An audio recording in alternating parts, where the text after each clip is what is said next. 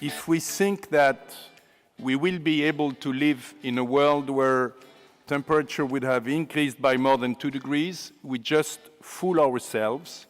AXA, as of today, commit itself to divest all its remaining coal exposure in its portfolios between now and the end of the year.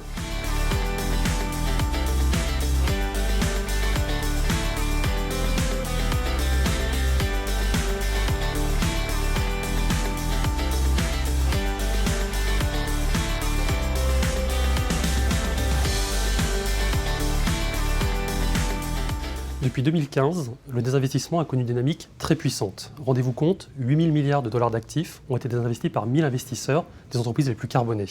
C'est très important, c'est devenu une pratique très répandue. Aujourd'hui, on voit une deuxième phase qui apparaît, une seconde dynamique, qui est celle de désinvestir d'entreprises, non pas selon le poids relatif de leurs activités carbonées, mais selon leur positionnement global en matière de transition énergétique et transition écologique. Les entreprises les moins vertueuses, les moins vertes, sont désinvesties. Le désinvestissement n'est pas la réponse idéale à tous les problèmes. Que devient un actif désinvesti? Que devient une centrale à charbon qu'on a vendue?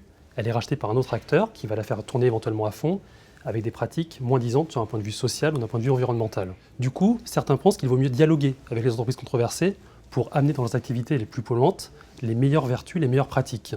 C'est le cas dans l'énergie, dans le charbon, mais ça peut être le cas aussi par exemple dans l'huile de palme, une activité qui est très controversée pour son aspect déforestation, mais aussi une activité qui fait vivre des dizaines de millions de foyers.